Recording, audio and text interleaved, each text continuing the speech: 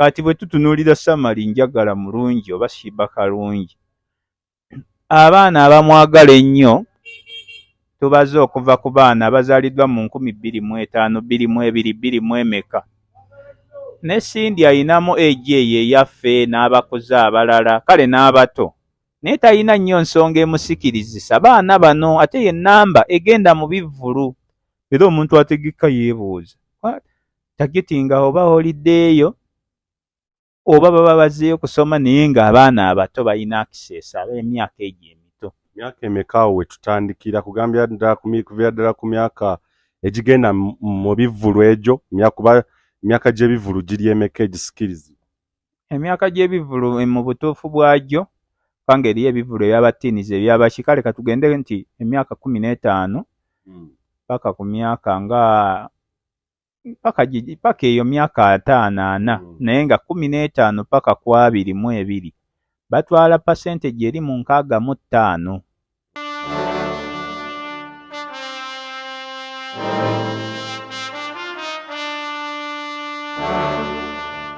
Olina okulowooza ennyo ku Sheebah kubanga yempiki gw'olina n'okuwa akasente akasinga ku ka munne. Amasannyalaze gali ku ye. Nti kati wano ng'oggyeko bino nti ani ayimba atya, kubanga nze Bato sigirabira ku stage. Bato olwedde njirabira eno mu bantu. Bato enyumira ku muntu akuba CDs, kubanga teriyo bivvulu biriko mateeka nnyo nti bannaaye muyimbe ng'abali mu cemetery, abali mu limbo, tetwagalayo atataaganya sound, tekiriiyo. Bato entuufu mu nsi yonna bw'oliba ojjagala teribaamu muwagizi, eribaamu basazi.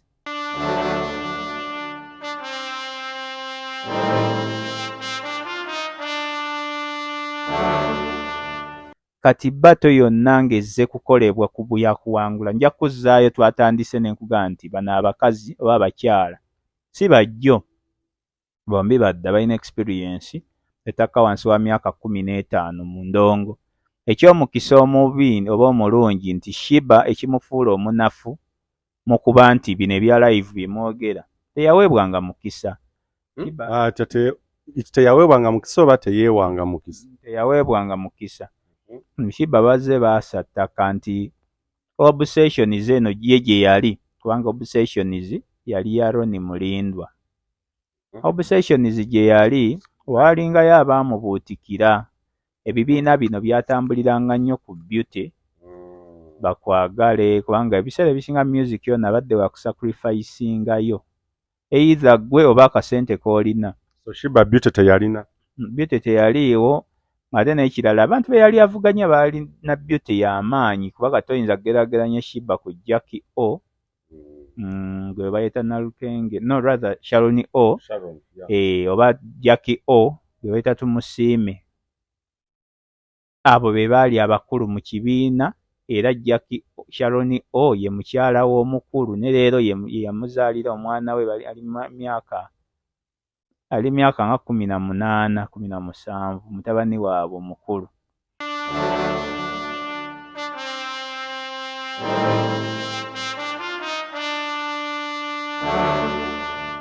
Kyamukosa nnyo, ate n'atafuna mukisa gusoma kimala, kubanga abaali basomye abali mu masomero omukisa gwaliyo ogwa school choir. Sheebah tabadde muntu wa kusoma kwe kubadde kwa kibogwe nnyo. Okwawukanako ku Cindy nti Cindy mu ssomero baayimba, ate neno mu gurupu bwazze n'afuna omukisa nti gurupu ye baabapanga bulungi, n'abeera ne Jackie Kyandiru, n'abeera mu Lilian Mbabazi, n'abeera ne Maya, bonna bayimbi. Kati n'abanga alina competition, kyekiri ekyayamba ennyo Kafeero nti oli vocalist gwe asinga oyimba bulungi, naye oyina basudde atali vocalist naye ng'ayiiya nnyo. Competition yo n'ekufuula omuntu asinga, nze gwe mmanyi nti ye gooti wa wano.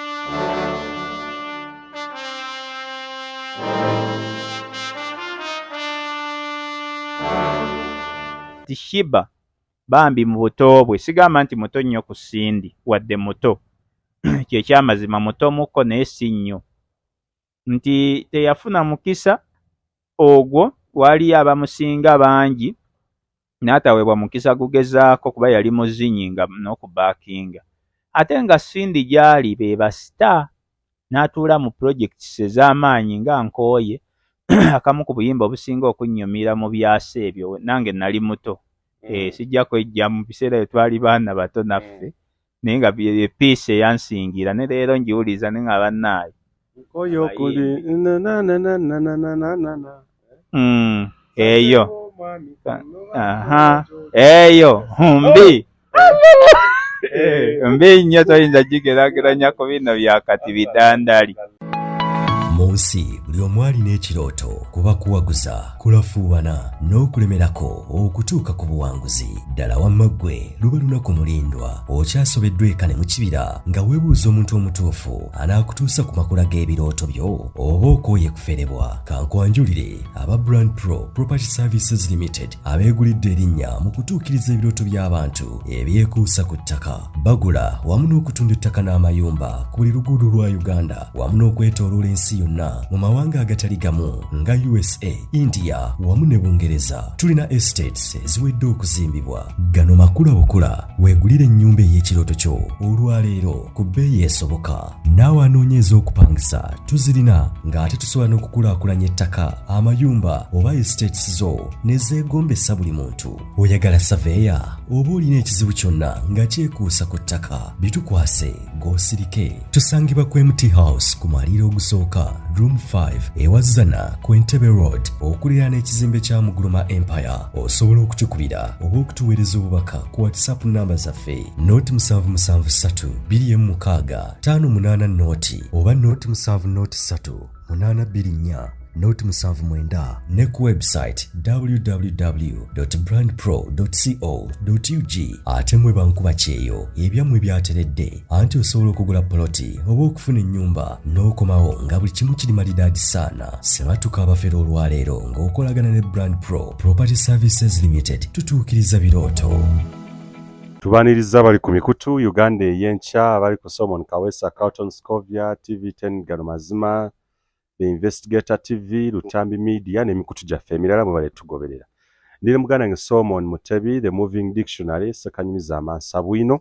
Njagala tudiginge deep mu nsonga nabagamba debates ezimu tuweeyinga ne tugamba oba guno gunaakola, gulimu ensa, gulimu amagezi, naye ogenda okukomekereza bwe kibeera nga kya-attractinga public eye oba public opinion. Yes, we want to bring it on since we want to literally discuss each and everything. Atera to shining a light oba okuba torch n'okubako enfufu na buli kimu. So tetwagala kugaa nti tuweeyingamu ne tulaba guno mulamwa gwina we guzimbira ku ggwanga, naye as journalists you have to entertain, educate, inform, guide and of course do a lot towards nation building. Nja tugende mu battles, yeah? Music battles ziyamba ki ku ggwanga Uganda oba ku art industry. Njaga tutandike ku ya Cinderella Sanyu ne Kalungi eddala lyani Samari Njagala ya Murungi ya so Cinderella Sanyu. Abantu abo babiri bato kati yeriko. Tuzze ne battles ez'enjawulo. Waliwo ya Bobby Wine, Bebe Cool, waliwo ya Good Life ne Bebe Cool. Omukulu Mayanja ono tebamuteerangako mu battle, kumutera ku stage na muntu eki ne Bobby Wine eyo yaliwo nayo. Okay, kakati njagala tudiginge deeper in battles. Tugenda tunuulira ya Cindy yokka ne Sheebah Kalungi no twaga tulabe battles zino zigaseeko ki, zireese ki impact wise. Battle kiki ekikola battle, kiki ekitta battle bagitunda batya, ziri ezibaddewo zitundiddwa zitya, impact ebaddewa era mulamwa kiki ekizaawula era neene eriwo kakati eri recent, kiki ekigifuula number 1 battle, kiki ekigenda okugifuula impactful, ate era execution erina kubeera etakugamba tugere ogimaliriza nga nawe okkiriza nti kigattako oba kigakyawulako. Omukulu tugende butereevu, battle ki? Ebiseera ebisinga kiba kirungi okubeera ku page y'emu ku peegi y'emu n'abantu kwetugeze nti abazze okulwanagana ng'oli ku peegi y'emu nabo ggwe omulabi. Kubanga mugandaga nti ebibuuka bitalagaanye bikubagana empawa. Bato twandibadde kunoonya ani y'ani. Nti tubawadde mumeggane tulabe ani asinga. Naye bato sinziira ku ki nti bategese batya. Kubanga waliwo agenda ze tulaba nitumanya nti onazze kufuna ssente. Kubanga nja kubuuza nti bato gwe gy'oli excited for oba excited about, ani agenda okuba omulamuzi mu crowd eyo ddala olwo n'asinziira ku ki okuliteeriya ki kwogenda okusinziira okulamula. Bato ey'okulamula tebeeramu bantu, mubeera waka nga mulaba. Kubanga crowd eno interferinga omuyimbi oba artist, nti amaanyi g'omuyimbi bw'ajja ku stage ne bwakuwa buwi muzindaalaati, enduulu eyo emala okumalako kukuulako waya muyimbi munne n'amupreempting oba n'amunafuya kyabadde azzaako kukola ne kibula. Excitement eyo n'ogaha ndi inferior. Inferiority complex ekukosa, superiority complex n'eyamba ono omulala. Kati ku keesi ya Uganda, bato zaffe ebitundu 80 ku 100 kubeera kukola ssente. Mu bayimbi bano babeera bakkaanya ebiseera ebisinga bato ekigikola kuteekawo mbeera na mawulire gano ne muba excited. Kyova olaba n'anaagula bato eyo asooka kusindika mu bantu afune feedback. Akubuulirako nti enno twalikozeyo no bato naye agaye mutuwa ssente mmeka nti akandabe. Byagamba nti kanzireyo ndabe. Agenze kukuma amawulire gano ateekewo omulamu ogwo gutandika okutambula mu bantu. Kinga bonaga nti ekizimbe kiri bakinguza naye kaneefuule yeyeebuuza ku public opinion mu bantu nti ekizimbe ekibamma mulaba olowooza kigula ssente mmeka. Eri abantu bwe batyo. Kati ye bato. Ate ng'abamutuufu tugita olumu market survey. Kati ye bato. Naye ate kyasanga ensi yaffe eno teri abantu tebali informed bulungi. Wadde kale ate sijja kivumirira kuba oli ejja kugamba toyagala bawagire bayimbi.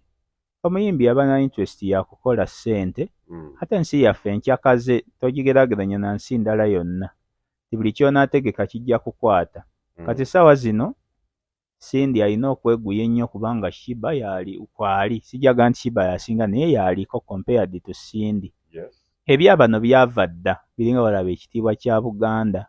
Olutalo lubaddewo. Is there, in quotes, is there a battle between Cinderella Sanyu and Kalungi Mulungi? Wekweri wadde teri ku level eyo bantu gye balowooza. Nti mu 2006-2007 twalaba enkambi ez'enjawulo. Bantu baali batandise abavubuka abaaliwo ebiseera ebyo batandika bafuna amagezi agakuŋŋaanya groups. N'ofuna abawala ab'enjawulo n'obaleeta bayimbe mu notations ez'enjawulo nti solfa, alto, soprano. Ne bajja ne bakola bass ne bakolawo group yaabwe n'abalala ne bajja. Twalaba Wafagiyo, twalaba Blue 3, twalaba Obsessions, ne tulaba Dream Girls. Tulaba bingi Stereo Entertainment. Ng'ebweru era nayo bwe waliyo abangi kuba bino inspiration tugijja bweru. Tulabye aba South Africa ab'enjawulo, tulaba Makoma, tulaba ebintu bingi sijja kugenda wala kubanga bino nnyumiza omuntu eyaliwo edda n'aliwo n'oyo alibeerawo kubanga bino bikyalabwa. Ne bye twogerako bino bye tupredict nga bigenda kulabwa balabe nti omusajja oyo yatumenyeramenyera ate bizze bagenda kubiraba ebintu byaffe bisigala ku record. Kati otandika bato ng'otunuulidde ssente. Omutegesi yenna gwe kyotamanya ali eyo mu ddiiro kubanga bw'ojja bw'oti kubanga nja kubuuza nti bato ki gye wasooka okulaba ani yawangula era ani yamulangirira nti ate wali. So ku bato zonna ze tulabye Bobby Wine, Bebe Cool, Chameleon, Bobby Wine, Bebe Cool, Good Life, zonna ezibaddewo tewali mulangiriza era tewali awangudde. Tewali naye nze ngenda kuyitiramu nkuwaani yawangula ku lwange kubanga Bebe Cool Bobi Wine twalaba tewaaliwo na kirabo kiweebwa muwanguzi, naye ebiseera ebyo Edward Ssebuufu oba Eddie Mutwe yajja n'ekisipi kya Joseph Lubega oba gwe bayita Joe Vegas, mukwano gwange oyo yabeeranga Bulaaya, ng'era bw'aba akuba fights ze musajja mu Ebikonde, bw'aba ali mu fights ze akozesa lugimba lwa kagoma ka Lubendera ke lwe lumuyingiza ringi. Kati beeyazika ekisipi ekyo kya green ne bajja bakiwanike ng'era omuntu aleese ebbugumu naye tebyalimu kisipi. Kati kyekiri kyenkuzuukusa nti bato teriiyo, bato business, kubanga kakati tukozese case study eno eriwo. Tulina abayimbi babiri abali totally different. Genres ze bayimba za njawulo. Omu ayimba kintu kye kya disco, omulala ali ku live band. Owa disco n'aba nga yakwata ensi kuba guno omulembe si gwa live band. Tukkirize tugaane. Teriiyo wa mulembe guno ng'ayagala live band. Mirembe gikyusaga mazima. Weera asobola okubeerayo naye ensi etambula na majority. Numbers ntono ezaaga live band. Kati bwe tutunuulira Samali Njagala mulungi oba Sheebah kalungi, abaana abamwagala ennyo tubaze okuva ku baana abazaaliddwa mu 2005, 2002, 2000 ne Cindy ayinamu egi eyo eyaffe n'abakuze abalala, kale n'abato, naye talina nnyo nsonga emusikirizisa baana bano, ate ye nnamba egenda mu bivvulu.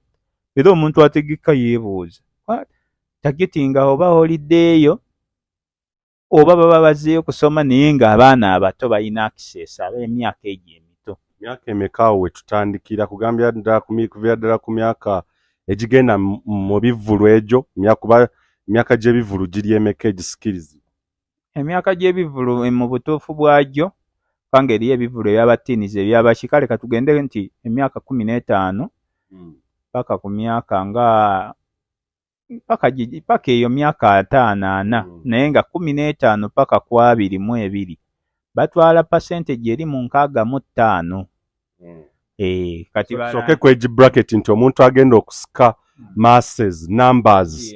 Sheebah kalungi abalina okulwokuba nti okyakuba kya mulembe guno, ate era age bracket gye twogerako kyeyagala kuba lwobeera nga kya mulembe nga age si kyeyagala.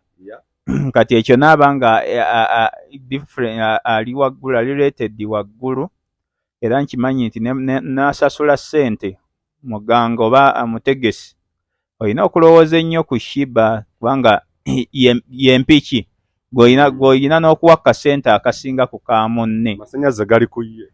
Nti kati wano ng'oggyeko bino nti ani ayimba atya, kubanga nze bato sigirabira ku stage. Bato olwedde njirabira eno mu bantu.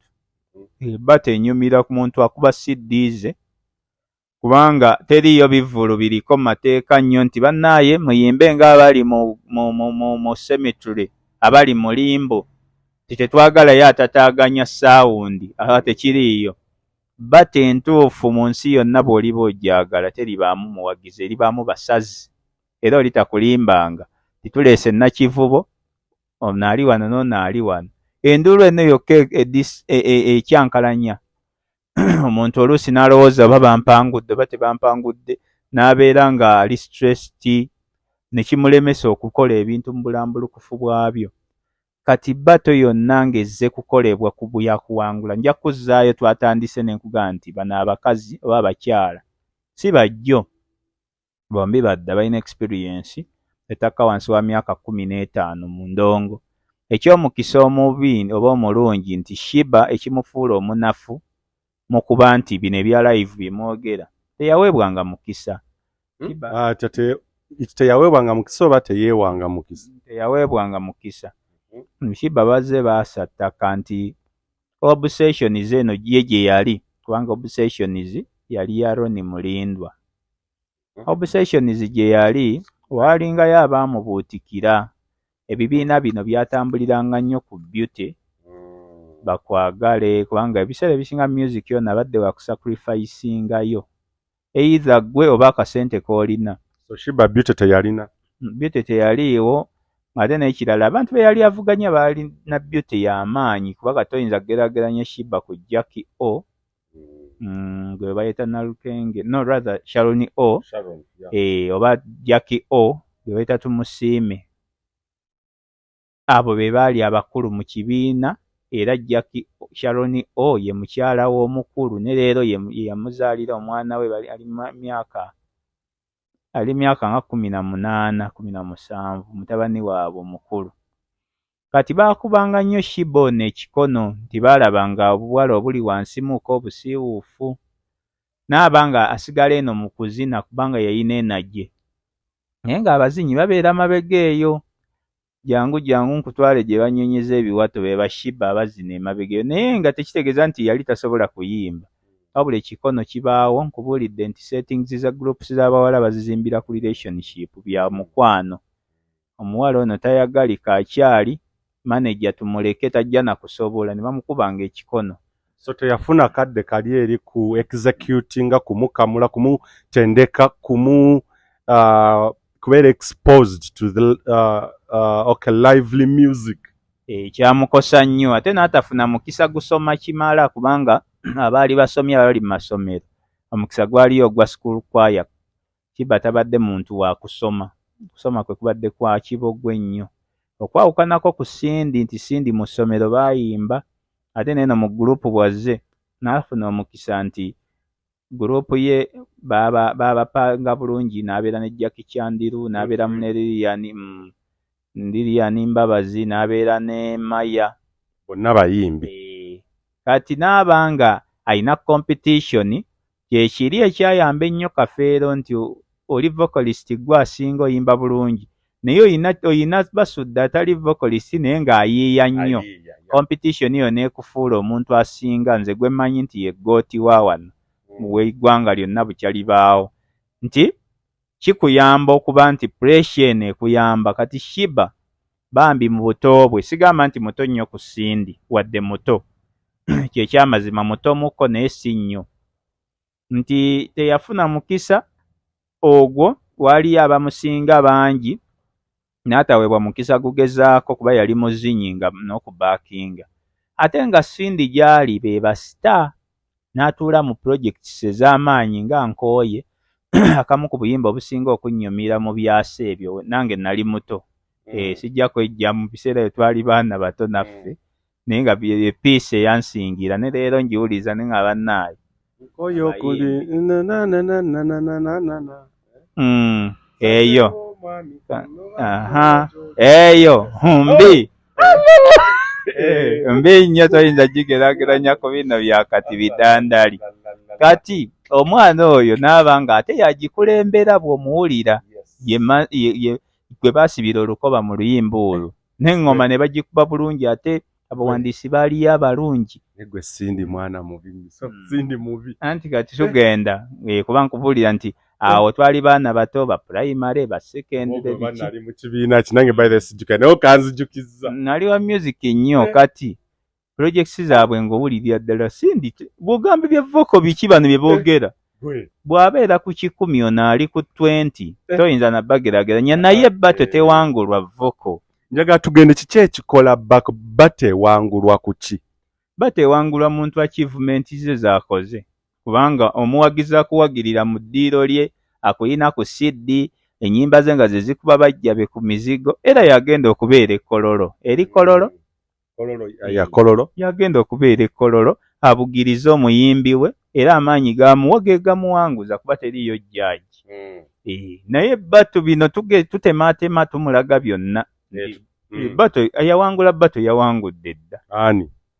No, Sheebah mu ebyo toyinza muvuganya kubanga Sheebah aleese omusono, ayambala okwambala obwambazi obukete obwo kimuwanguza nti yenduulu morale eri. Press conference, like do you have to stand by anything to do with the press conference? Wabirabyo oba wabadde wabweru wa ggwanga n'adduka ne ku press conference?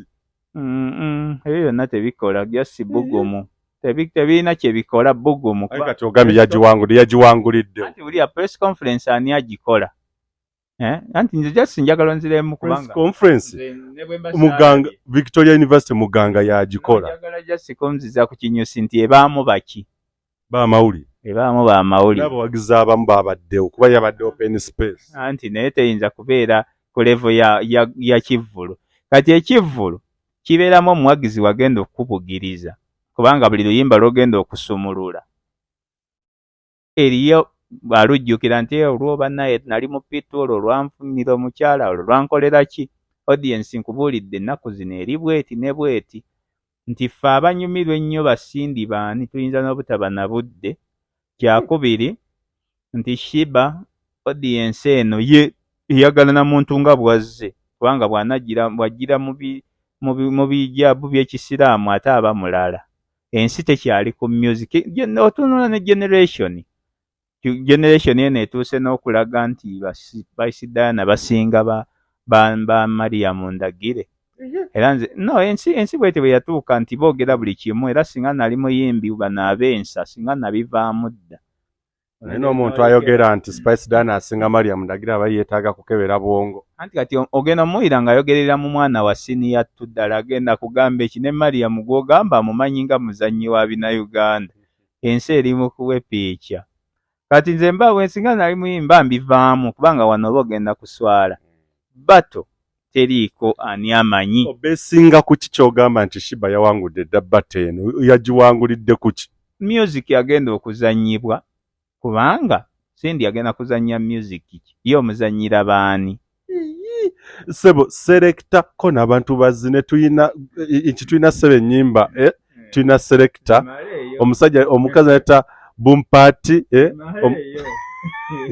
impitirivu so ennyimba ze tugenda obbakuba ssebo olwa Mr. G Bobi Wine kidairema abaana baali bato nkubudde ebitundu 68 oba 7 bigenda okujja be ennyimba tuzirina mpitirivu be baana bazaaliddwa mu 2022-25 nga tayagala na kumanya wadde ayokyayokya ayagala endongeri gy'omuwa omuzindaalo tibayiramu sikeke nkubuuza Sheraton Gardens Afrigo Band yakubye nejjuza bw'oŋŋamba ekyennyimba Afrigo erina ennyimba mmeka Afrigo omuwendo Afrigo erina ennyimba nnyingi nnyo zisinga eza Sindi ennyimba za Sindi Afrigo erina ennyimba nnyingi kati lwaki kambuze lwaki Afrigo yajjuza bwe tuba tutunuulira numerical strength ye numbers lwaki Afrigo Band ne mwaka guno yateyina na nyimba ziwera 5 bameka 10 nti mpya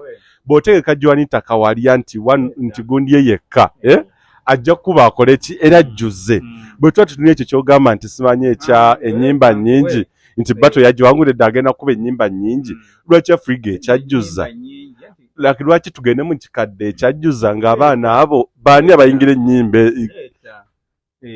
tugende mu kikadde ompadde bulungi kuba tugende mu kikadde erimwani tugende mu kikadde yakati eyaba Sweet Kid tugende mu kikadde ne baleeta ba Muzeeyi Moses Matovu ne baleeta ba Abdumulasi wakakati kwa Abdumulasi baamuleetako ne baleeta ba Haji Aruna Mubiru ne baleeta ba Maddox Sematimba nkalemera nnyo olowooza lwaki basomba abantu abo bangi okujjuza obufu obwo obutono kubanga Sheraton Gardens bufu butono bw'otunuulira ewantu wali Sheebah waalaga busere na bufu butono naye nga bakuwadde entuumu y'abayimbi okuva mulimu ne Gondi n'Adamu ono bano ba Michael Yazigidi Adamu Mutyaba bendaba nga kale ekikadde sikiwakanya kubanga olugenda okulaba abavubuka abamu tebannaweza na myaka 45 bayimba ekikadde ngamba abayimbi ndaba nga ekikadde kyaffe kibulamu yaba eri emyaka nzikiriziganya naawe eri emyaka we bakitidde ne the inception tugende mu kikadde emyaka 2-3 sijja kulimba gibadde giri emyaka nti ba Mariam Ndagire n'owuliriza ba Chance Nalubega n'ekyo nakiwakanya dda ebintu bino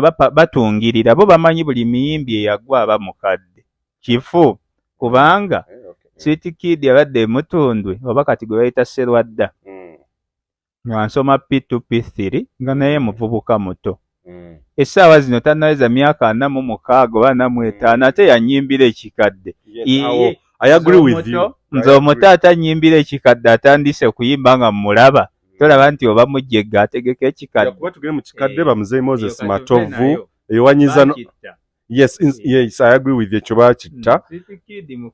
Kid mukwano gwange No. Kirinyabigo. Ya naye emyaka giba gikyali tugende mu kikadde. Kirinyabigo. Bw'obanga omulese nga nze eyali nze leero siri mukulu. Nsubira bamuzeyi Alex mukulu baani. Siri mukulu naye yatandika mulaba. Kitegeeza naye tannaweza myaka 4 ne 45 mwadde mingi. Kati ate nze ndabo ow'ekikadde yatandika nga mulaba nga ndi muto. Tugende mu kikadde ba Alex mukulu ba Moses Matovu. Tusooke tuveeyo kubanga wanafu. Basebata. Naye tuddeyo ku Kinyusi. Yatudde waliri nti Sheebah ennyimba nkirese nga example nti lakumade okusematima ne bwakola shokati. Ennyimba omwaka guno tena nnyimba zafulumizza. Bogamba nti yes Moses Matovu ne Afrigo band ye Sheraton so 7.5 ordinary ongamba otya nti sebo agende Kololo ani mzee Moses Matovu bonna abo oliriza buli muntu alina walaga kyovola balemera mubiri nti Afrigo kirasi 7.5 anti 7.5 si nsonga ojja kubafuna abagendayo naye wano oyagala muwendo guzze kwenyigiriza nga bwe guwaga kubanga bato Kololo mzee Moses Matovu na Afrigo band ye tebasobola wanjitata tebasobolayo anti nkubuulira nti kabana abasajja tebakyanoonya quantity bo ba quality tijango inayo akakaddeko jangu ojja nakuleeta ne kabaka ajja kusiima jje kyatajja kujja mu basindi kubanga sindi we bamuleetako kuyimbira kabaka najje mukwano gwa kabaka so ennyimba zaagala ge mazima so okay tasobola kujjayo ayina okuba zikolerako n'eddoyiro naye nga palaso naye mbadde nkugamba nti batene ennyimba si bungi tewakitegedde si bungi omuntu alina oluyimba abantu abo tebeefuga kyenkugani teriyo bato olitakulimbanga ng'erimu abawagizi bagenda kubuzaabuza omusazi bayiramu osibwajja ojja kumuwulira nga nkwata bulungi ono bamweyimbira nkwataako nti alina ennyimba eziri mu matu toyinza mugerageranya na muyimbi wange wadde ayimba bulungi ng'alina ayokyayokya baffe n'abakuzeekuzeemu abalala okusingawo abakuzeekuzeemu abo abakyala beekulidde abamu kizigo kye talina biseera ebyo biwuuba nnyo mbujjamu ne bulawuzi anti embeera y'ensi nti olina okwanalayizinga aba ayenyera bbiya we bano abaana bato yazze kuwaga ayambala zibbayika biki abaana bali anti kati bato bagikola nti abawagizi bono mudde eno n'aboono mudde erisuubi bbaati oledde aba akuwangudde bato entuufu mubeere ku sikuliini zammwe mulabe nti kakati oli azze kuwandika points afulatinze atya atambudde atya naye wano bato yaggayaŋŋano gwe kati bakubuulidde nti omuwanguzi atwala boda oba butto wa biddiko byakunyumirwa kola ssente period njagala nnyo ogende kunyumirwa ate era ogenda kunyumirwa muyimbi wa CD live music si wa myaka gyo kyekyo kyekugambye no audience gye twogerako egenda bino si bya myaka gya bya live band nti okuba olimba lwa dilema in a reggae version yirinda ku live band tanyuma nkubuulira omulembe ensi yakyoka no music oli bwaganda live band tanyumya jaga nti laba ono tamanyi music music yazze na mirembe batuumye butuumi n'omanya nti ono reggae music nti gundi kuba mukubye bwati ye yayagala reggae music naye si wadda wa Robert Nesta Mali obwe bayita Bob Mali yamutandika music omulala bamusanga nti bamuyita garage nti kubanga yakuba ebidongo yali mu garage tebirimu nnyo logiki nti ono afrobeat kubanga alimu ebigoma by'ekifirika muyita bandi n'amugazi afro pop generals creatinga naffe leero osobola okwongerako kubanga bakuwa omwaganya creativity yo yekuwa generals musobola ozongerako n'ozongerako kati kyekiri nti live band bwe batanyumirwa ba mulembe guno tobayita basiru oba nyumirwa binyanya bye oba biki ye gwe mulembe gwegu kati bw'otaleeta bw'okuba kyatakuba balekyo Magoola baatudigiza twali bato obanga yina naye essaawa zino oli ejja kuga nti akyongeremu Waiki Benda nze gwendaba eyatta obusi ate nga yanyuma ensi ekyuka kye nagamba Dakisikateero nti oli mulungi toli mubi n'ensi okula n'odiyensi yo be wayimbira tutuuse tetunnaba emyaka 9 egiyise bayingidde sekendulwe bayiyiza oluyimba olulala ensi bwetyo bwetambula kati bino byakulowooza nti Sindi ndi mulungi nnyo ensi yandeka nemmanya nti music yandese kwe kugenda nfuna obukulembeze muwuma kubanga ebyo ebintu tobigendamu ng'okyali artist yali active kyova olaba babitakabanira bw'ataba Sindi abeera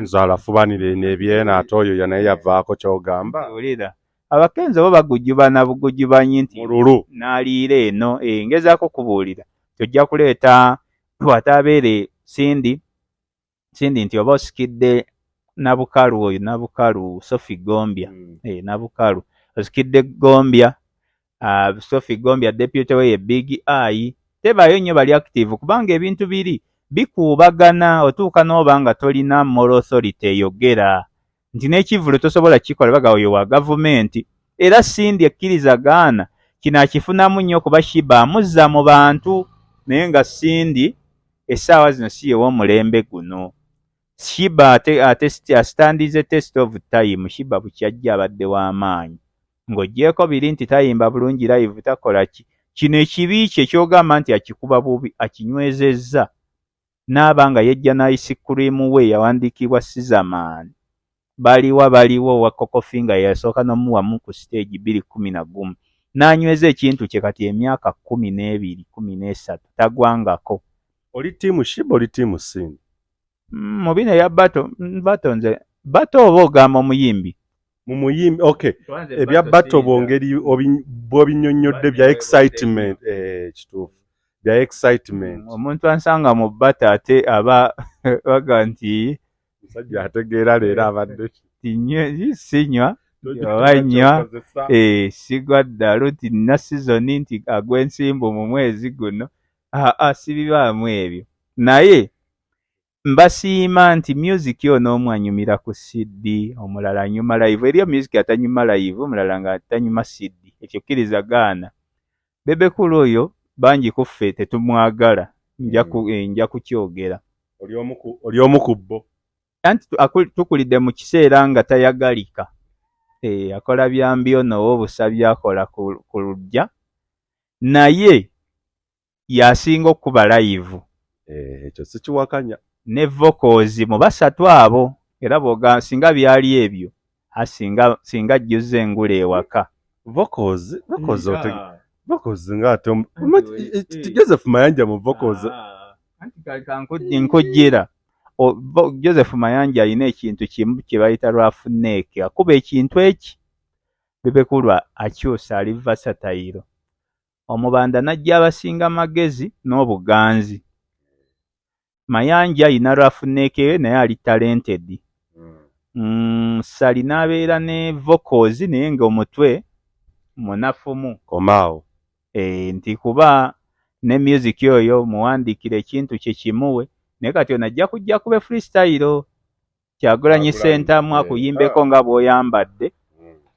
Kamiliyoni akube lwafuneke wo yanyume atabule mbadde nja kubigendamu abantu naye bajja kumanya nti ate neeyo manyi nti nali ndikodinzeeko mbadde ngenda kugenda nga gondi Mayanja naye kaneme gendayo mbadde ngenda kuleeta naye singa byali ebyo kyekiri kiraga nti enjogera mbi teyuza bulago nti Kamiliyoni mu njogera yeeyo akoze music we na standinga test of time n'aba nga abaddewo generations zonna legend gotabuusa maaso ne Sali naye musajja mulungi akuba bulungi era twakulirizanga nnyo nti omusajja oyo akuba live band ne live band si ew'abaana b'ennaku zino abaana generation yakyuka kati bw'oba oleeta music wo otunuulira okonsideringa generation kimojjidde abaana bagenda okujjula awo bato so in brief obanga kino ngamba nti eno bato gye tulimu yinza okubeera nga ages za njawulo tukoze bubi bakoze by'okukwata ages ez'enjawulo twali tunakwata Sheebah ne Winnie Nwagi ages ezo ne beekuba ne tuwulira ne tumanya so kati nzikanya nentikirinza okuba there is no battle here in courts actually. There is no battle. Why? The ages are different, genres are different, the talents are different. Era buli omu akkiriza amanyi kyasinga munne. Yes. Buli omu alieko amanyi. Era babalimba bino. Teekawo obutalotalo. Naye kyekimu nti gundi nankomyawo mu bantu. Ampadde amaanyi, ampadde bargaining power nti olunaava mu bato.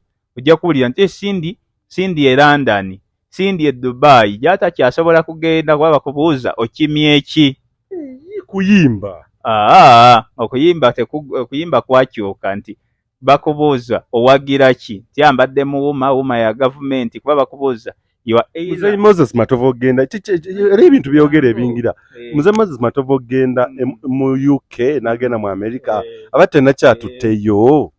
Moses Matovu basima omusingi nti omuntu ayingira Matovu e UK tayingira kuba ali excited ni Matovu yakoze kino. Ayina abantu babazi bamugoberera emyaka 45 egiyise, actually kati myaka 48. Bayina diaspora yabo babeeranga Sweden, babeeranga ne basempeke, babeeranga ne Sami Kasule atontutte wantu gye Saloza naye nze music industry ngimanyi. Asajja goba nyegudi weyogedde ku basempeke basami Kasule babeeranga ne ba Dr. Rubani aba Nigeria Sweden bafire lutaya mu Stockholm.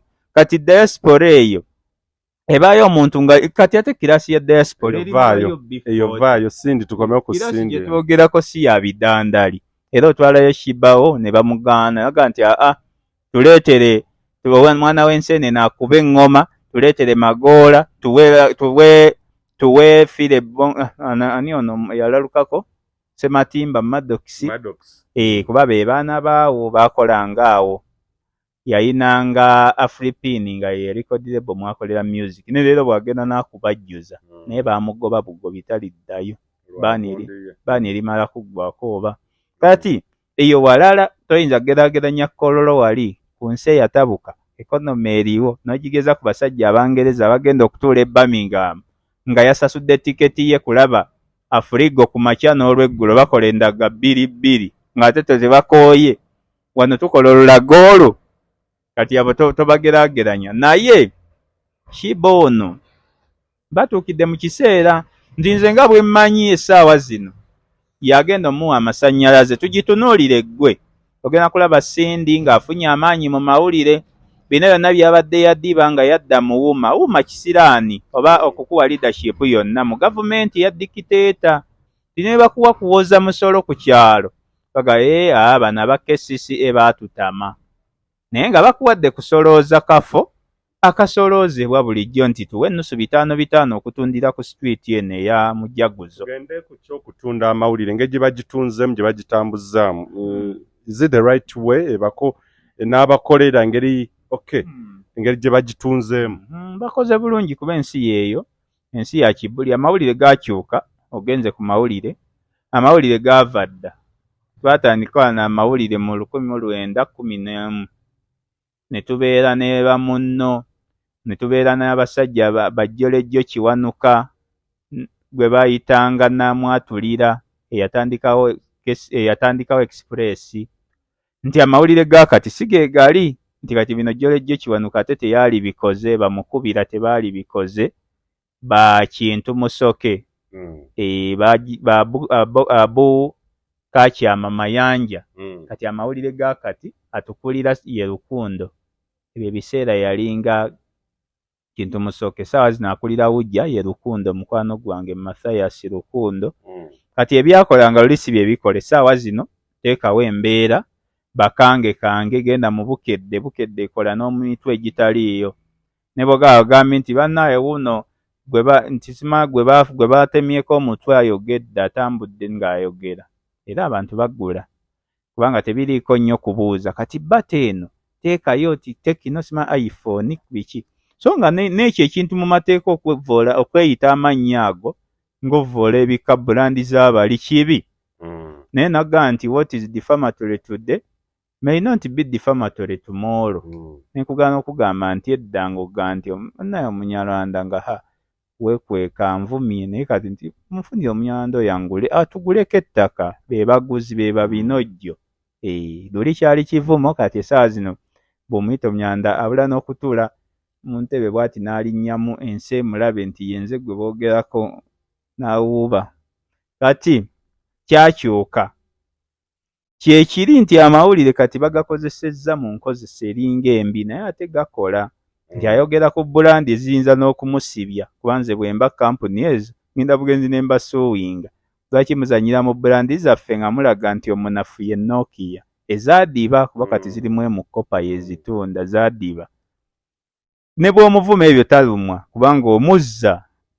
Essaawa zino waliwo ewantu wootuuka nti Katikkiro alina omuyisaawo yewe omutuba ate omunafu ennyo nti bw'otajja nawa mutuba wano togenda kusala nga gwe mayiga. Era ogenda n'ogonda yewe omutuba kantambuze. Kati ye Sheebah. Sheebah ye Katikkiro atambuza ow'omutuba. Ow'omutuba ono alina okugumira buli bivumo Katikkiro byamuvuma naye agenda kumuzza. Era mmanyi bulungi nti mu Desemba wanaatuukira nga Sheebah nga Sindi atambudde amawanga gy'atatuukanga. Ogenda okukuba omuziki kubanga eriyo abagenda omulabako olwo nti akakazi kamanyi live performance bannaye kalina eddoboozi. Nga babadde tebakalaba. Kyayokya. No babadde bakulaba. Naye baanoonya tugwe eggayaŋŋano eryoka neetonya ne tulaba ensiisira bwe zenkana emyoyo. Kye kino we tulaga kanaayokyani. Nti eriyo abaagala live band essensi eyo nti kati ffe twabeeranga mu kuwandiika nga n'okwogera tetulaba nsonga etwogeza. Naye eriyo omusajja oyo abadde ku Uganda y'enkya ayogedde bulungi. Just kino kinzijeeyo bujja naye tekitegeeza nti kinnongooseza nali mulungi naye kiraze nti ne kino okisobola. Kati ye Sheebah. Button egatta ki ku music industry weri? Kalike mbadde malayo nti Sheebah kino tekirina kye kimwongerako naye be yakola yamala naye kitunda Sindi. Bata okugatta ku music industry. Lindako. Kino tekirina kye kigatta ku Sheebah. Mpozi ssente. Sheebah ze kuswala.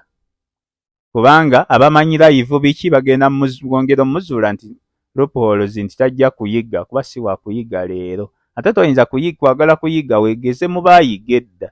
Jangu ne bannwagibo, jangu n'abayimbiyimbi gye bali awo. Ate bajazimini babadde Kololo wali mbalabye nga kulowa terasi nga bali ku live kireza tobasobola. Aina kujja kuba Spice Diana be. Spice ate mbadde mwerabidde. Aina kuya na Spice kwane nwaji. Tamanyiddeeko ddala. Kati balina okubeera nabo. Tamanyiddeeko ddala oyo. Kala jene Spice kuba oyanda. Bane wini nwaji muganda wanga ekikazi mu live. N'abajja kikuba kuba nakyo kutungirira. Lakafune baakuba. Badimula bitungirira. Naye omuntu omunafu ennyo yandibadde Spice Diana. Afune Spice awaba yagiwangula. Spice Diana alina amaanyi mu bantu era Bato yalinyumya eri etyo naye aginyooma. Ani aginyooma? Sheebah anyooma kubanga ono alinga bw'olaba abamulabanga bonaaba n'enjuuyo naye ng'ate maid yakulingiriza. Abamulabanga fresh kid. Alabanga walabawo sigaalo nga naye ayagala bakubegedde n'omwami wali naye najja wano ate ku mmeeza n'ekifiiki akikomberera awo n'eggumba lye so nga alina kuliira eri mu nkuubo. Kati Sheebah muwamu respect at least over Spice Diana naye ate ye muntu omutuufu kubanga yes ye Button entuufu. Naye kati anti kyenkugambye nti kiyamba Sindi. Bane bw'omuwaza yazawe kamukuba. Kiyamba Sindi lwaki era bazaawe bonna baagala Button ne Sheebah kuba Sheebah balina kye bamuggyako. Nti kiyamba Sheebah alina fan base nene. Kiyamba Sindi lwaki? Sindi alinga bulaba ekimuli nga kiri mu maggwa. Weetaaga okubeerako bagaye nti bakisaayidde. Ng'eriyo n'atamanyi nti kimuli agabo basulamu akantu kawefaananyiriza ekimuli. So nga Sheebah mu bubi bwe buno nkugambye atungiridde ekintu ky'emyaka 10 omuntu bw'atyo tomuzannyisanga. Sindi teyakisobola mu bulungi bwe bwonna 27 bayimba 28 ekibiina bwe kyasattulukuka ne bazikira kolabo ze bamuwadde nga avaayo bw'addayo. Sheebah ono kyakoze w'amaanyi wadde talenti omusinga naye gwe omwetaaga kati gw'osobola okumufubaako ky'omuggyako talina kyakwegombako. Sheebah tagenda kuyiga live kubanga kati bizinensi yagimala n'agimastaringa. era muganga wawaga milioni 100 Sheebah yasaana milioni 2.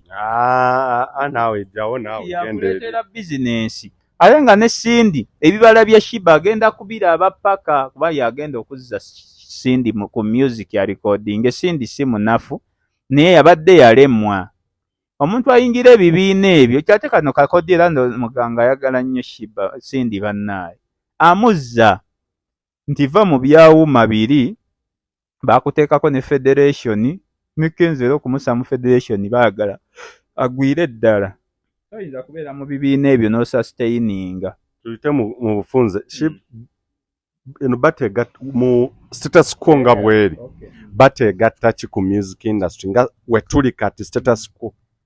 Music industry ejyongerako nti oweyinga n'olaba nti abawagizi bakyaliyo bakyajjumbira ebivvulu kyekyokka naye terina goga nti gundi abadde tamanyi kino akiyize tekiriiyo omuwadde time ki.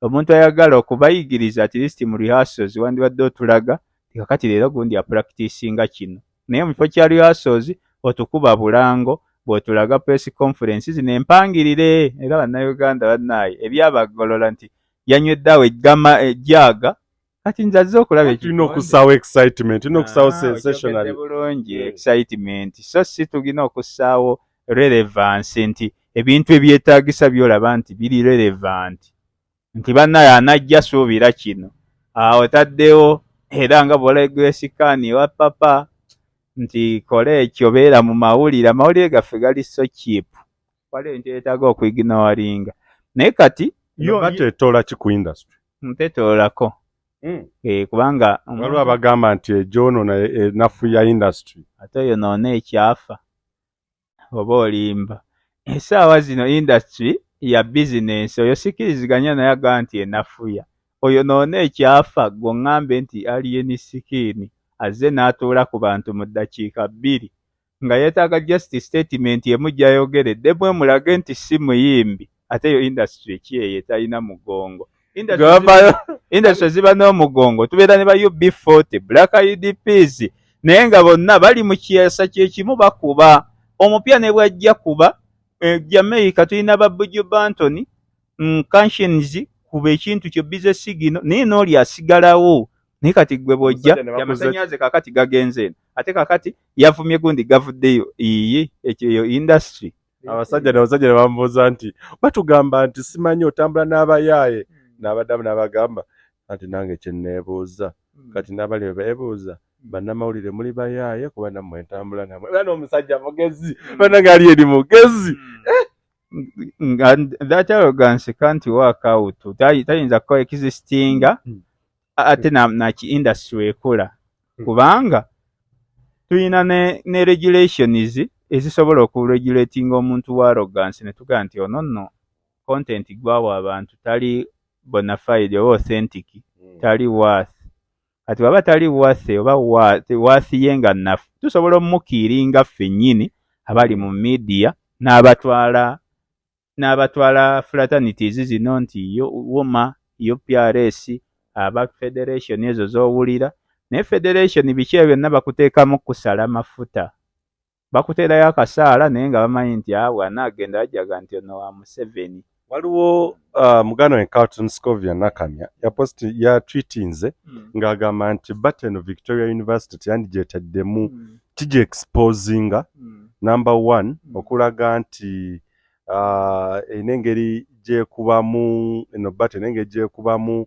education wise omuntu mbona najja n'akasawo simanyi ebigambo bye yawandiiseeko ennyambala kugamba it doesn't illustrate morals values ezandinstilingiddwa by education what and what ngaga nti Victoria okujja ne frontinga battle eno yandibadde part of the sponsors naye ngaga does this battle leave a gap oba expose Victoria University as varsity oba Carlton yabadde misguided by what she saw.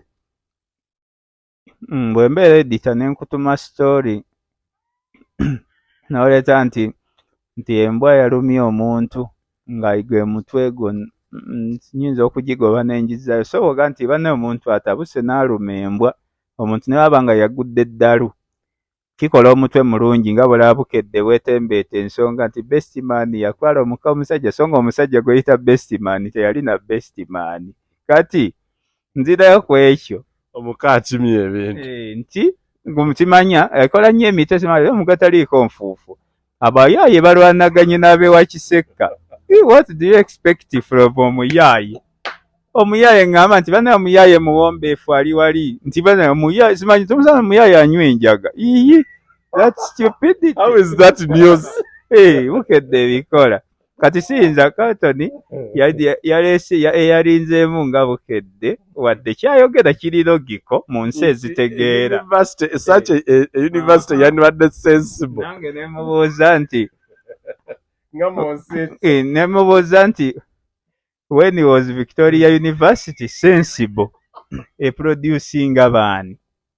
Toyinza kuŋŋa kintu kyafa dda.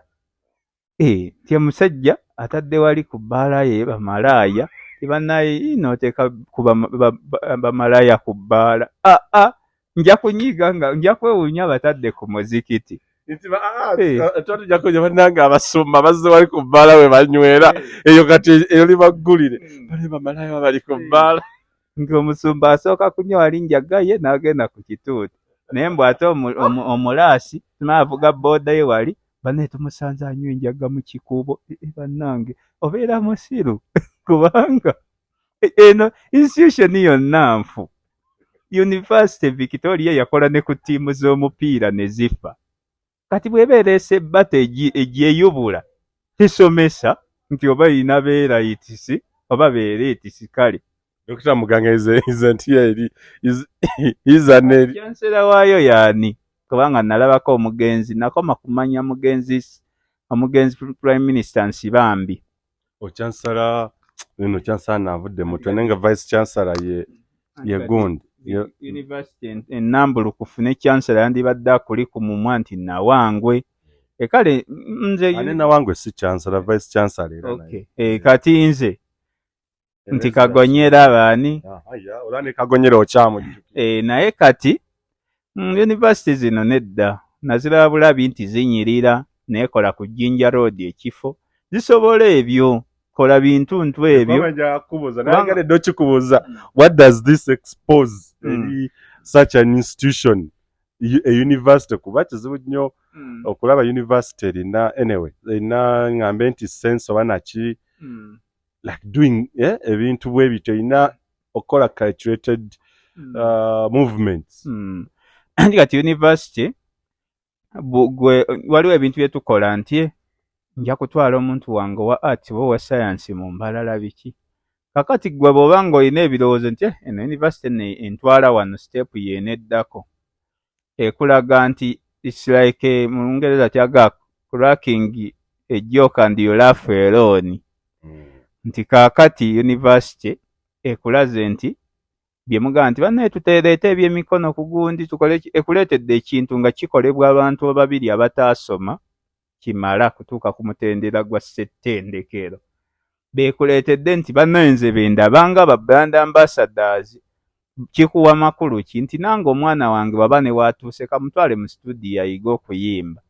Nalabako leediyo y'omusajja omu omukulu sijja kukutya mwogera mafia Kapiteni Francis Babu eyita banne mujje okubeerako abasawo ekiro mujje jangu walemu oluyimba jangu okola oluyimba ngati musabe eriyo studio mbu jangu ofuna amaanyi agakola hiiti kubeerako abasawo ekiro. Kati muganga afaananye Babu nti bwakolaga nti ensi eri desperate okubanga n'ennyimba music bamukolera mu masabo tiwe tagenda mu ssabo togenda kukola hiiti togenda kufuna bugagga.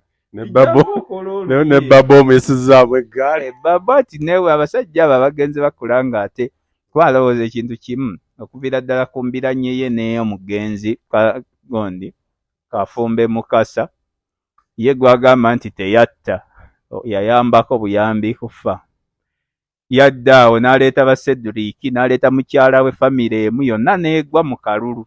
Ekintu ekyansanyusa gwe kikulumira wanga alese famire naawe leeta eyiyo. Anti kati omuganda kuga nti nakati bya buli omu kuleetolooza byangu. Omuganda agamba nti akukuba mu liiso omukuba mu kutu. Bw'akubuuza nti ondabye ng'omubuuza nti ompulidde. Era bw'akufumbira ey'omutwe omufumbira ebigere ne mwenkanya evvumbe. Kati ye yaleeta nange ataaleeta ani alina omukulembeze. Ffenna tuzzeeyo ku zero era nasanyuka nnyo. Sirina mukulembeze mu famire naye talina. Naye yaleeta abantu ye mukyala we Cedric ng'ataddemu ne ssente nnyingi ezaayonooneka. Si beebeereeta balina eddembe lyabwe okuvaayo ne beesimbawo. Yalina obbaleeta. Anti ekirungi ssemateeka akuwa ddembe lyesimbawo so si lyewangula kalulu ke weesimbyemu. Singa ssemateeka ndowooza abawa bali badde kati beemuppi ba iyara nga naye mmeeya. Ku mukwano gwange vayo tuddeyo ku bbato ojja kunkubyamu akasimu ak'ekiragiro. Naye kati ebintu bino bye mukola tebyetaagisa. Bulabi Mukongo. Okay, mbadde nzizeyo buzzi ndowooza ku example ndeesendeete nti abasawo abo bannyumira nga nze nnyumirwa oluusi ngenda ne owuliriza ku leediyo y'abasawo n'onyumirwa. Nti nseka mbeera mu oluusi stress ne ziggwa. Nga nti bannaye eddala eriyo abawa ssente. Njagala mpulireyo nti baafera omuntu nzina amazina kubanga ensi eno ng'eba terikula. Naye kati Uganda beera bezi na data osseeko na leediyo ezimu. basawa ne data ebiseera ebisinga kubanga baba ne zi TikTok. Abasumba babulira enjiri ku TikTok okwo bagaba ebyamagero. Kati kya bato obadde tuddeyo tumalirize wano eno. Ate yo nno ngazi nina ebinyusa ebirala naye ndowooza awo tuyiseemu buyisi katundu kasooka. Olina bw'okireeta bw'onzizaayo kubanga ewa muganga teri nnyo layini. Ekya politics abakulu wano we batwagala. Kubanga era n'omuntu avudde mu wuma ninayo omuntu omu gwe njagala mukwano gwange. Okay, sindi muyimbi wange naye si mukwano gwange. Ninayo mukwano gwange nnyo. Mukwano gwange ddala Lena Nalumansi. Era at least wuma ne bw'eba eyiika ŋŋamba kubanza owange tasobya. Asobeza eno bbali era bwe ŋŋenda sobola omukubira kasimu muga nti kino mukola bubi naye tasobya. Kati ne bw'eba bagiyiwa mujagala at least Lena ye abeereyo. Naye kino sindi kimukolera nti bamuleese essaawa zino Sheebah alina amasannyalaze ge ate amawangaazi kubanga tulabye ku baali yeni bali season. Sheebah Abaddewo 2011 waleetera amaanyi 12 kale kati tubale emyaka 10 ng'ali consistent alina amaanyi era Victoria University ejja kujjamu ssente zaayo era yeebrandinze n'ekulaga weegwa nti gwe ogirabanga ssettendekero naye beere kati ba promoters ab'ebivvulu. Ensi bwetyo bw'ekyuka. So Victoria tumugye mu ssettendekero ow'okusoma katumuteeke mu ssettendekero w'ebivvulu. Nze mbadde namwerabira kuba yagira mu maanyi ga ttiimu anoonya we yeezuulira. Akyanoonya we yeezuulira. Omuntu agenda n'ajja nga muzinyi nga Kenzo we yajjira. Muzinyi ate tulaba Tipuswizi nti ate amutendeka amazina ate agenda alinga ayimba ate oluusi n'abula n'afulatinga noga nti wa. Naye buli lw'ogenda noga nti specializinze mu kino. Kati Victoria yazannya bulungi omupiira. Ne basketball yali emu. Ebyemizannyo ebikola mu arena ya academics mbadde sigirabayo. Kati ate wejja ne promoting ekivvulu kino kigenda kukwatayo nkimanyi. So ebeere university mu bivvulu n'ebyemizannyo. Bajja kubeera ba grand promoters. Kyemmanyi Victoria grand promoters baginoonyeza erinnya eriri most suitable. Kabuga nti ate Victoria University ate kitegeeza ki? Bw'oba gwe gundi gwe face ya Sheebah ne sindi twagala tubeere nti gwe face y'ebitone kale. Kubanga ab'ebitone bombi b'oliko tekuli agamba nti nina masters degree nti oba oli inspired by their performances nti performance yaabwe Bachelors of Arts zaafunye Nigeria, Ghana bombi tekuli muyivu nti ne bw'oyanga nti omuntu agenze n'anokolayo ka degree ke tagenze kusaasaana nti yagenda Algeria nga mpakanyi Wycliffe Tugume Wycliffe nti ngenze Algeria n'ensoma science biki oil and gas. Abano si basomi. Kati bw'obanga bw'oleese okoze bulungi Diversifyinze bulungi nti kati omulembe gwa bitone tusomesezza tukooye teri mirimu alina kintu kyandeetedde obulungi kyendaba alina kyazimba nti atuuse nakkiriza nakulaga nti akkiriza kati bitone bye tulina okupromotinga ebitone ate obitumbudde bulungi kubanga obitumbulidde mu kunoonya ssente sindi kino kimukoledde nnyo kubanga Sheebah teyeetaaga masannyalaze sindi afunye amasannyalaze agenda ku recordinga music omupya tunyumirwe tubinuka amasejjere engoma zikungubijje n'emisekera nnyuma nga bwe gisekebbuka. Tukyalina obudde obuwanvu tujja kufuna paati enda eno paati si yakubiri tulina ekitundu ekyokusatu kuba twagikolako okwo tunajja n'ekitundu ekyokusatu wali eriwota njagala okumanya ku bato ziri ezibaddewo baani abawangudde ku besisi ki obudde nga ndaba bugenze dakika 5 nga tuli wawanvu nnyo kati ziri eri bato ezibaddewo ziwanguliddwa ku kira baani abaziwangudde mu bufunze wano nti bato mu kyamazima ga Katonda mu global music tetujja kunoonya muwanguzi music gw'ogenda okufuna yoyo gw'ofuna ku CD mu njuuzo era ogenda kukyamukolo akayimba akakuli ku mutima kuba teri agenda kumatiriza luyimba ku stage ekyo tekiriyo simanyi na lwaki babalimba omukazi yayimbye oluyimba nerunyumira bulijjo sirwagala bato ziwangulwa ku events nanze benkugaye nti nkooye kayimba kandi soul touching nti togenda kunyimbirayo kyayo kya kabikke togenda kuyimba bayira moso kabikke era bwemba wakubaayo nja kukawuliriza naye tebiina kye bikyusa mu gwe kugwa omuwagizi wabula tugende ku biri kati bato tugende kuza Uganda tugenda bweru tugende kuza Uganda era tunazikwatako mu edition Jose Chameleone 2011 baali ku Equatoria wabeesijjaawo nga tannagimenya kufuuka parking kaali kafo kanafunafu kuba teyalangibwa na kulangibwa bato yonna tekola nga togiranze kyeki kyenkugambye nti amaanyi ga bato ye muwagizi n'amawulire g'ozimbye era ya Chameleone teyaseeringa awutu gwe gwennyumiza tewagiraba nagiraba najjoota buliro nagiriko nga ndi muwagizi wa Robert Kyagulanyi Ssentamu gwe sijja kuvaako mukwano gwaffe naye olwa kubeera realistic n'okwogera amazima gwe nkugambye nti si yasinga mu live si yasinga ne mu vocals Bebekulu amusinga wabula ayina amagezi agayiiya ayimba ebintu ebikwata ku bantu eyo Bobi Wine ng'omuntu w'abantu yayimba bulungi anti kati ebintu bino bisalwawo biti tukafunze ti ebintu bino waliwo ne wano mu kutandika nti ani asoose ku stage kisalawo kinene awo Chameleone Bobi Wine yasooka ku stage n'ayimbayimba Chameleone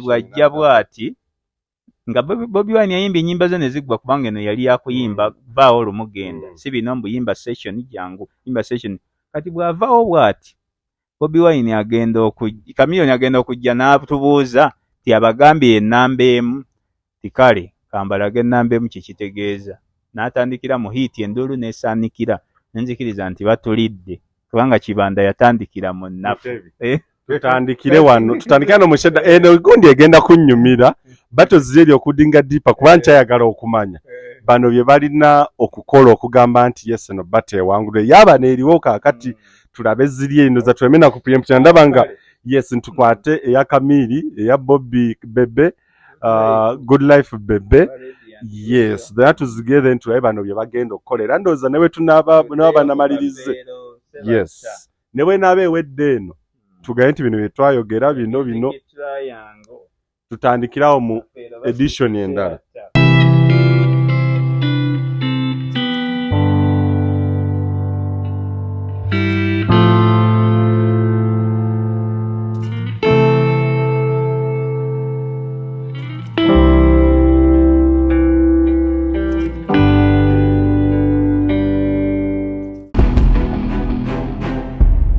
Uganda eyenkya